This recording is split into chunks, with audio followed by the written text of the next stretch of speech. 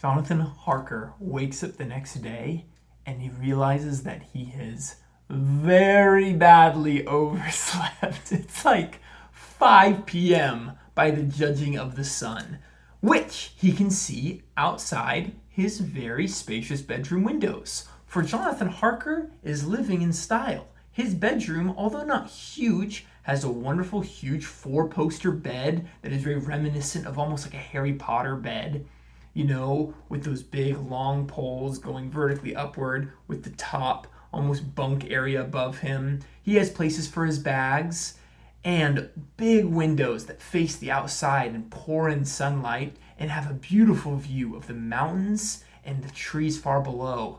And Jonathan Harker realizes that they are very far below. In fact, if he dropped a pebble outside of his room's window, it would probably fall just thousands and thousands and thousands of feet below onto the forest floor.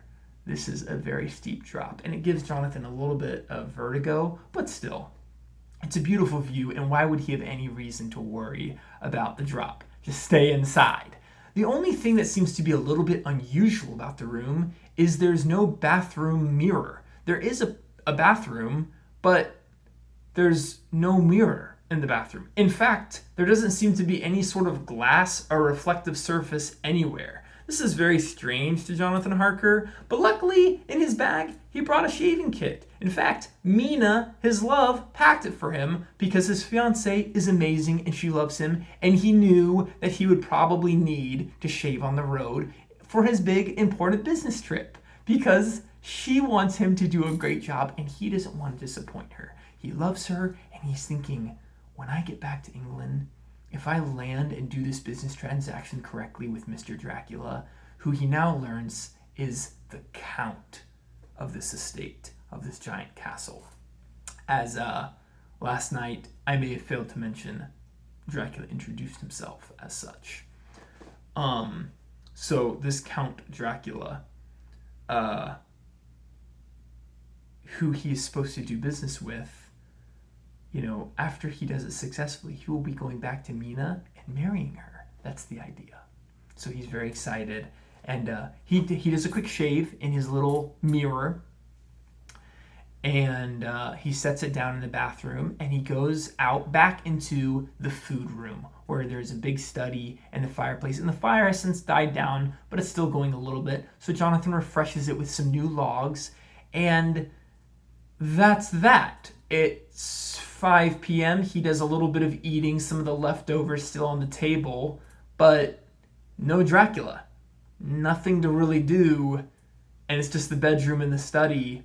So Jonathan thinks, well, I kind of want to do some exploring, but maybe it's not appropriate because I'm sort of a guest here. So, hoping to not be too intrusive, Jonathan Harker notices that there are 2 doors that lead away from the study area. Behind him is his bedroom door, which is just, a bedroom off of the study. But in front of him, he figures there's the door they entered into last night, which must lead further into the castle and outside and about. But there's also a second smaller door, a wooden door, that almost looks like it leads into a library.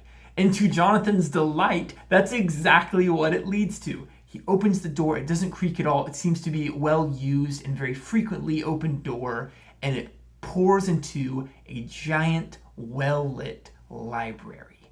And this library is beautiful. It has books all the way up the walls. It has little tables and chairs where you can prop up your feet and open these big wooden leather books that may have some dust on a few of them, but most of the books in this library actually look recently used. And to Jonathan's delight, they're all in English. What are the odds of that, thinks Jonathan? This is very strange that Dracula, living in Transylvania, who is a count, has just a library full of English books. But there they are. Books about biology, law books, books about history. And Jonathan notices that they all have a lot to do with England and the British Isles themselves. Ireland, Wales, but most particularly England. Its history, its people, its culture, language study books. It seems like this library is entirely focused on the country of England. Well, Jonathan, as being from England, thinks this is great, and he sits down, and right as he does, a voice says, "Ah, I see you have found the library." And Jonathan Harker's startled. He sort of gets up, and Dracula is right behind him. He didn't notice that as it started to, get towards 7, 8 p.m., as he was passing time in the library, that Dracula must have finished whatever business he had that day and came to visit Jonathan. He just moved so quietly. Jonathan didn't see him coming. And Jonathan says embarrassedly, "Oh yes, I didn't know if it's okay to come in here. I just was trying to kill some time and noticed you had a beautiful library with so many books in English." And Dracula smiles. And as he smiles, Jonathan notices that his teeth are particularly long and sharp, especially a few of them within his mouth.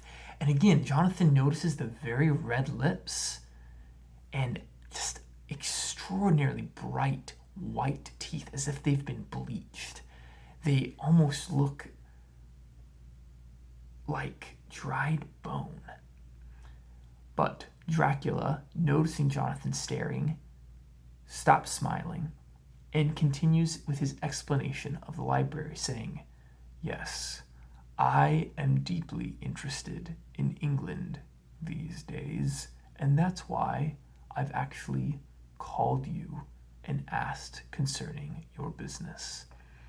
I assume you have some business papers that we can attend to." To which Jonathan Harker immediately goes back to his room saying, "Ah, yes, I forgot, I'll get those to you right away." He goes back to his room, opens one of his bags, in which he has a note from his employer, Mr. Hawkins. Mr. Hawkins is Jonathan's boss, and they are real estate solicitors, which is a fancy way of saying they are real estate agents, which is a fancy way of saying they buy and sell houses for clients who are very rich, like Count Dracula.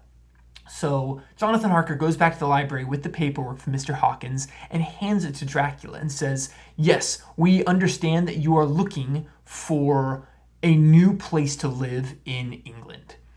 And Mr. Hawkins, my boss, because you are such an important client, was supposed to come himself, but he is sick. And so he sent me instead. I am his right-hand man, as you could say, and I'm here to take care of you and answer any questions you have about England, anything about the new house you wish to purchase, and I'm here to just make everything comfortable and smooth for you as you transition for your move." To which Dracula nods, almost bored, and he opens some of the papers that Jonathan Harker has given to him. A few of them are letters, and one of them is a letter from Mr. Hawkins confirming that he is sick with the gout, it so happens to be, and a promise that young Jonathan Harker is extraordinarily talented, extraordinarily sharp and gifted, and that he can be trusted entirely with Dracula's estate and all of his happenings, that he can have a smooth transition to England. And Jonathan, reading over Dracula's shoulder a little bit, is pleased to see that that's written about him. For when you're working for an employer, it always feels good to know that they can trust you to do a good job. And Dracula, seemingly pleased with the note and with Jonathan Harker's appearance as opposed to Mr. Hawkins, the older gentleman real estate agent, says, "Jonathan, I am pleased that you are here, for you are young and full of energy. I know you are here to help me with the move itself, and I would like to hear more about the house that I have purchased. But I also hope that you can stay a few extra days, for I have great interest in England, its culture, and its people. And as you can perhaps tell from my manner of speaking, I have not yet mastered the English language." In response, Jonathan Harker says, "Dracula, I'm surprised you say so. Your English is flawless." No, Dracula argues. "My English is not, as you say, flawless. My intonation, the speed of my words are incorrect. If I were to visit England now, people would find me to be," and then he smiled, that Kanon-like smile again, "a stranger. I want to blend in." And Jonathan Harker says, "Well, I'm happy to help you blend in. I'm happy to help you iron out some of those linguistic things you've talked about, but we may need more than a couple of days. I'm happy to answer any other questions as well." To which Dracula smiles and says, "Yes, we may need more than a couple of days. Now please, tell me all about England, its people, and its culture. I want to learn everything, for these books have taught me as much as they can about the language, of which I learned all of my English from the books." Jonathan Harker is blown away by this. He speaks German and some French and some German, but never from books. He learned it from people. So he knows that Dracula must be a very smart intellectual. And Dracula continues, "I want to hear everything about modern England." And so they begin to talk and talk and talk and talk all the way through the night. Jonathan also tells Dracula about his new mansion that they found for him in England. It happens to be in London itself, and it's an extremely old mansion. It's made of blackened stone. It has a ton of iron bars on it, and Jonathan Harker is a little bit embarrassed, but he tells Dracula straight up, it's also from the medieval era. It looks very old, archaic, a little run down and decrepit. It's not exactly been restored. There's a lot of shadow. A lot of the trees growing around the area are willow trees. They're sort of old and gray. It's sort of a dreary place and a little bit run down. But Jonathan tries to reaffirm, we really tried to find the best for you, but you gave very specific instructions about where it was to be located, how much light it was supposed to receive. And unfortunately, this sort of creepy mansion was the closest thing we could get to matching your descriptions. And to Jonathan Harker's surprise, Dracula seems completely fine with this. In fact, he seems a little bit happy. He waves his hand and says, "My ancestors do not like to be with the common people. In fact, we like to lay our bones with those of noble or higher birth." This rubs Jonathan the wrong way, but he doesn't say anything. It's not really his place to at this time. But Dracula says, "As you can see, I am used to being a noble here in Transylvania. People do not really come to my castle. I am alone, and historically, we of the Dracula family, well, we like to be isolated. That being said, I feel like this land has run its course for me, and I am ready for a new, more able-bodied adventure." Again, Jonathan thinks this is kind of weird language, doesn't really know what Dracula's talking about, but he seems to really appreciate the history of Transylvania and of England, so he asks a little bit more of Dracula about the history of Transylvania, to which Dracula responds, "Yes, there used to be many great battles here, many great people meeting, fighting, blood being spilt all around these lands. But there has not been many things like that for many hundreds of years, and, well, it seems to be very barren. There seems to be a lot of ghosts or ghouls, by rumor, around these parts."